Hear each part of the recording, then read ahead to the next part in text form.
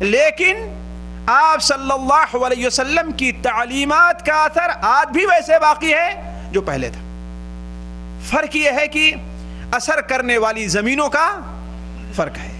جس طریقے سے بارش کا پانی ہے کہ آج سے 50 سال پہلے جو بارش ہوتی تھی وہ اور آج جو بارش ہوتی ہے وہ پانی کے اندر وہی تاثیر ہے. البتہ زمین کیا فرق ہے. کسی پتھریلی زمین پر بارش ہوتی ہے تو اس میں پانی اپنا وہ اثر نہیں دکھلاتا, جو کسی زرخیز زمین کے اوپر بارش ہوتی ہے تو اپنا اثر دکھلاتا. تو اسی طریقے سے اللہ کے رسول صلی اللہ علیہ وسلم کی سیرت, آپ صلی اللہ علیہ وسلم کی شخصیت, آپ صلی اللہ علیہ وسلم کی دعوت کے اندر وہی اثر پایا جا رہا ہے جو آج سے پہلے پایا جاتا تھا. 12 کی در لطافت تبعش خلاف نیست درباغ لالا روی دو در شور بوم خس. فارسی زبان کا شاعر کہتا ہے بارش جس کی لطافت کے اندر کوئی شبہ نہیں ہے, فرق یہ ہے باغ میں سبزے اور لالے اگتے ہیں اور جو شوریلی زمین ہوتی ہے, پتھریلی زمین ہوتی ہے, ریتیلی اور ریٹھی زمین ہوتی ہے, وہاں پر صرف شور بوم اور آپ کو پتھر ہی دکھائی دیں گے, وہاں کوئی سبزہ اگتا نہیں دکھائے گا.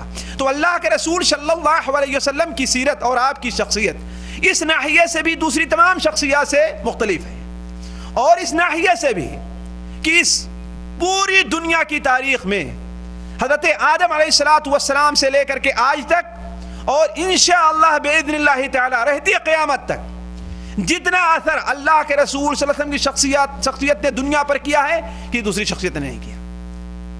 آپ کی شخصیت کا اثر جتنا لوگوں نے قبول کیا ہے اس دنیا پر کی دوسری شخصیت نے نہیں قبول کیا.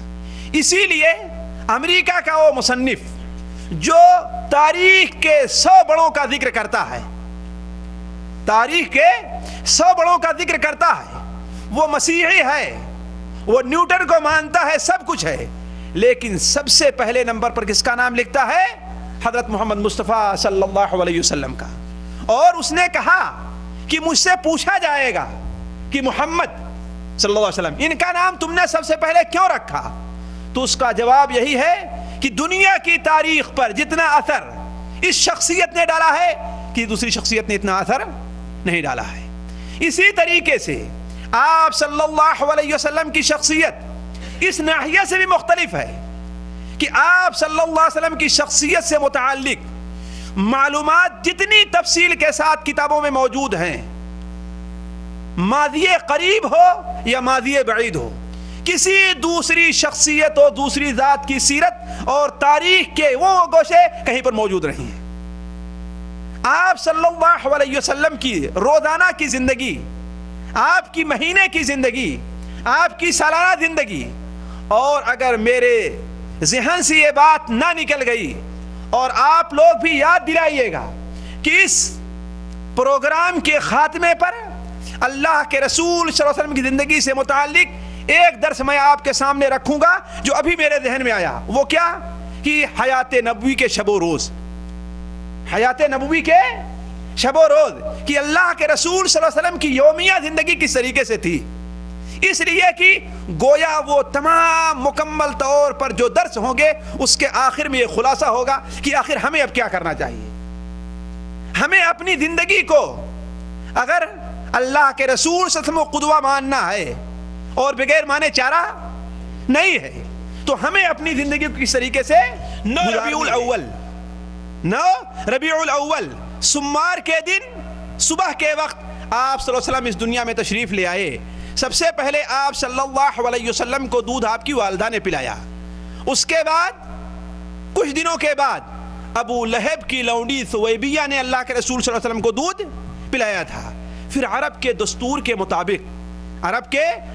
کے مطابق آپ صلی اللہ علیہ وسلم کو بھی بادیہ کے علاقے میں جو قبیلے بنو حوازن کہلاتا تھا اور یہ مکہ اور طائف کے بیچ میں آباد تھا, اس کی ایک فرع بنو سعد کی ایک عورت حلیمہ سعدیہ رضی اللہ تعالیٰ عنہ کے حوالے کیا گیا.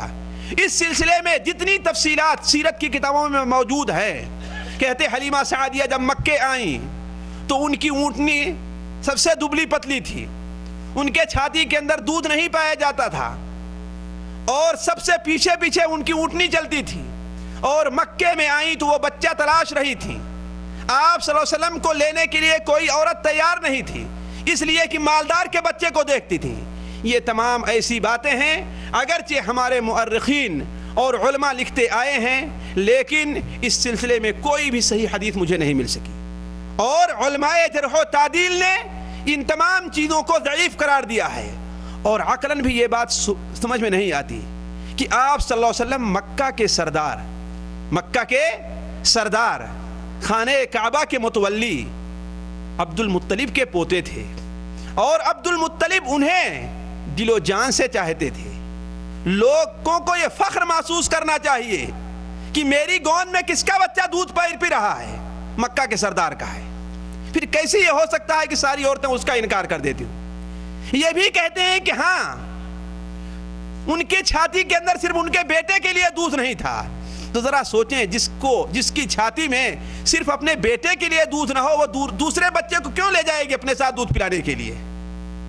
تو عرض کرنے کا مقصد آپ صلی اللہ علیہ وسلم کی برکتوں سے انکار نہیں ہے. آپ سے بابرکت ذات اس دنیا کے اندر نہ تو پیدا ہوئی ہے اور نہ ہی پیدا ہوگی. اور قبیلے حوازن کے اوپر بھی آپ صلی اللہ علیہ وسلم کی برکت کا ظہور بار بار ہوتا رہا ہے، اور اس وقت کھل کر کے سامنے آیا ہے جب غزوہ حنین کے موقع پر اللہ کے رسول صلی اللہ علیہ وسلم نے حوازن کے بچوں کو اور عورتوں کو اور اونٹوں کو اور بکریوں کو آپ نے مال غنیمت کے طور پر لیا ہے، اور جعرانہ میں بیٹھ کر کے آپ صلی اللہ علیہ وسلم انہیں تقسیم کرنے کے لیے بیٹھے ہیں. تو ان میں بنو سعد جہاں آپ دودھ پیتے رہے ہیں وہاں کی کچھ عورتیں اور کچھ بچے بھی تھے. چنانچہ ان کا خطیب اللہ کے رسول کی خدمت میں حاضر ہوتا ہے اور یاد دلاتا ہے کہ اے اللہ کے رسول صلی اللہ علیہ وسلم، ذرا دیکھیں وہی لوگ جو آپ کو قتل کرنے آئے تھے، وہی لوگ جو آپ کو لوٹنے آئے تھے، وہی لوگ جو آپ کو تباہ کرنے آئے تھے، وہ آپ صلی اللہ علیہ وسلم کی خدمت میں حاضر ہوتے ہیں. ایک لمبا قصیدہ اس نے پڑھا جس کے اندر اللہ کے رسول صلی اللہ علیہ وسلم التجا کی کہ اے محمد، اے اللہ کے رسول، وہ آپ کی خالائیں اور آپ کو دودھ پلانے والی جیل کے اندر ہیں. وہ بچے جو آپ کے ساتھ کھیلا کرتے تھے، وہ بچی جو آپ کو کھلایا کرتی تھی، شیما آپ کو لوریاں دیا کرتی تھی، وہ بھی قید ہو کر کے آئی ہے. آپ صلی اللہ علیہ وسلم نے اپنا سر نیچے کیا اور کہا میرا اور بنو مطلب کا جو حصہ ہے میں اسے آزاد کرتا ہوں. یہ سن کر کے انصار نے کہا ہمارا جو حصہ ہم بھی اسے آزاد کرتے ہیں. چنانچہ آپ صلی اللہ علیہ وسلم نے تمام بنو حوازن کے جو 40,000 سے اوپر تھے آپ نے آزاد کر دیا انہیں. حضرت امام ابن کثیر رحمہ اللہ فرماتے ہیں یہ آپ کی دنیا کی برکت ہے جو قبیل حوازن کو پہنچی ہے. چہ جائے کہ آخرت میں جو برکت آپ کی پہنچنے والی ان لوگوں کو وہ اس سے کتنی بڑی ہوگی. تو عرض کرنے کا مقصد کہ اللہ کے رسول صلی اللہ علیہ وسلم کی برکت سے انکار نہیں ہے کہ آپ کی برکت سے بے دودھ کی اونٹنی میں دودھ آ جائے، بے دودھ کی بکری میں دودھ آ جائے، لیکن مسئلہ یہ ہے کہ کیا یہ چیزیں سند کے اعتبار سے یا صحیح طور پر ثابت ہیں کہ نہیں. تو عرض کرنے کا مقصد کہ اتنی بات مسلم ہے کہ اللہ کے رسول صلی اللہ علیہ وسلم بنو حوازن کے اندر، بنو سعد کے اندر آپ صلی اللہ علیہ وسلم نے دودھ پیا ہے، اور وہاں آپ نے 4 سال کی مدت گزاری ہے. 2 سال تک جب آپ نے دودھ پیا، اس کے بعد آپ کو حضرت حلیمہ سعدیہ آپ کو لے کر کے آئیں. تو آپ صلی اللہ علیہ وسلم جب مکہ آئے تو اس وقت مکہ کے اندر کوئی بیماری اور کوئی وبا تھی. حالانکہ اصل مقصد حضرت حلیمہ انہیں آپ کے ساتھ اپنے ساتھ رکھنا چاہتی تھی. تو حضرت آمنہ آپ کی والدہ سے کہا کہ انہیں واپس کر دیجئے، تو 1 سال ہمارے ساتھ ذکوان، وصیہ اور بنو لحیان کو اللہ کے رسول ساتھیوں کے خلاف ابھارا. ان لوگوں نے آ کر کے بیر معونہ ایک جگہ تھی جہاں پر یہ مسلمان ٹھہرے ہوئے تھے، ان کا گھیراؤ کر لیا، تیر اندازی ہوئی اور وہ ہزاروں کی تعداد میں موجود تھے. اس طریقے سے وہ 70 کے 70 مسلمان جو بہترین سے بہترین مسلمان تھے وہ شہید کر دیے گئے.